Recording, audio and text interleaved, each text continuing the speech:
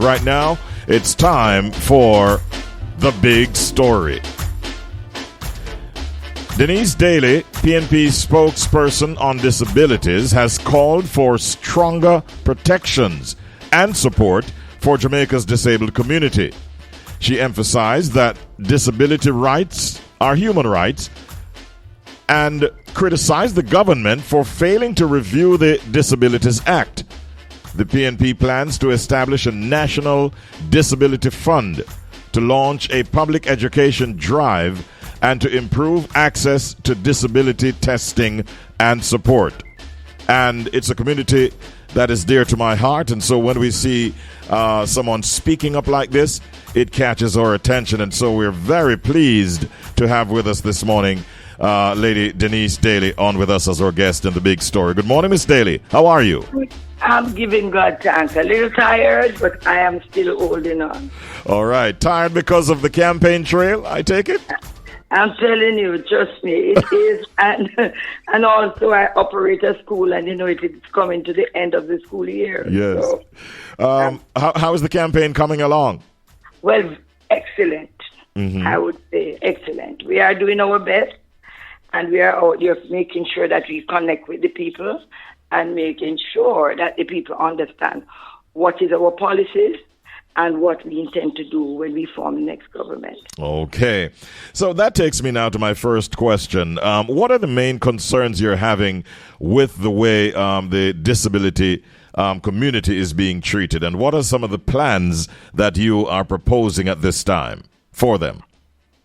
First of all, I want to thank each and everyone who is online and on stream, and to say that I'm very happy that you have taken time out to speak to this very, very important, I would say, service that is not being delivered in the right and proper way.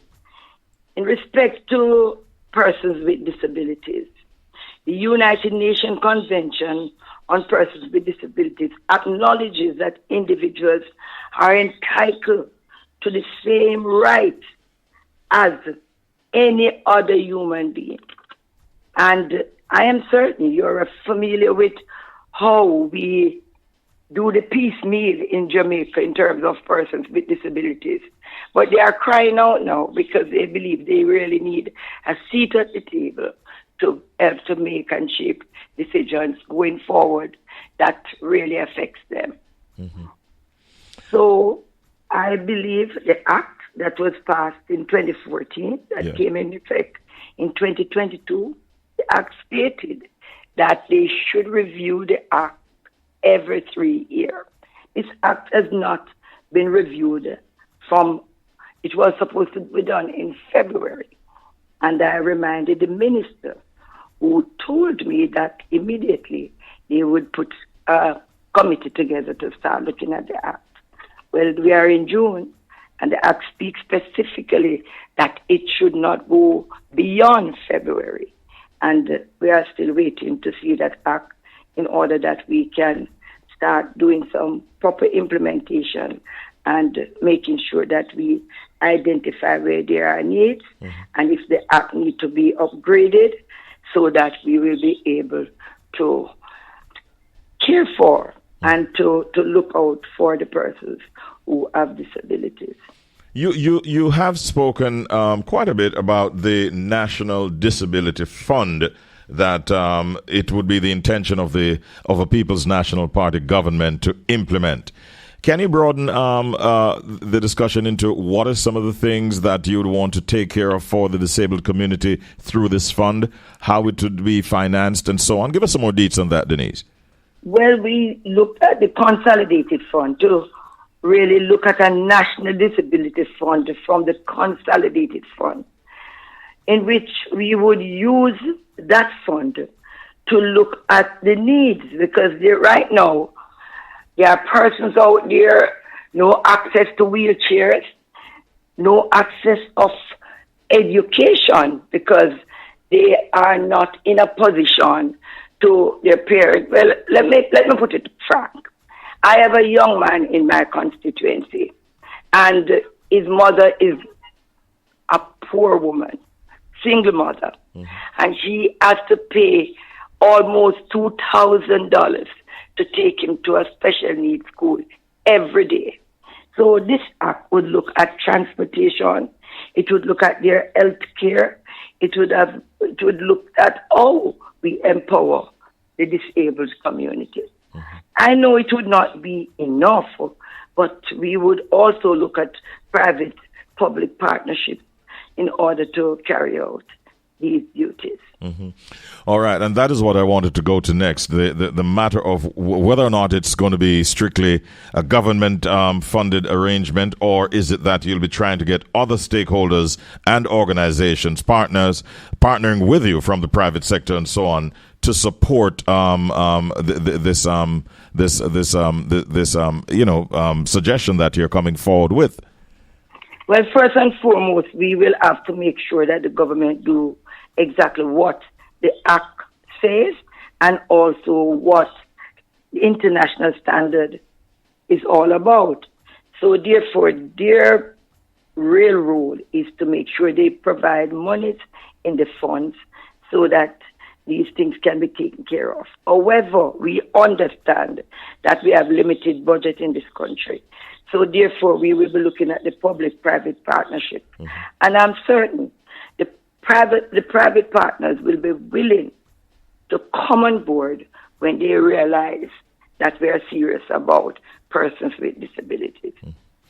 Should you form the next government, and I'm talking now assuming that there could be somebody with disabilities that is listening to us right now, would you be able to say that wherever in the island these persons are, based on your plans, that they will be reached and can access these benefits that you're promoting? Well, what we plan to do is to upgrade the registry that deals with persons with disability. We know it has been captured in the national census, but I believe it is not enough. Our government is willing now to look at it in a different way. We want to go out and do a comprehensive investigation of all those who are out there that have special needs, in order that we'll be able to reach them in regards to assisting them with these funds. Do you have any record available as to how large a community the disabled community is in the island? Well, one thing I'm certain of is in terms of, I know about the children, we have almost nearly 2,000 kids waiting to be assessed to get into school. The Disability Act, it speaks to almost over 5,000 to 6,000 persons who have serious disabilities, not the mild one in terms of autism, because we do not have a special number on autism. But I might be wrong with the number there.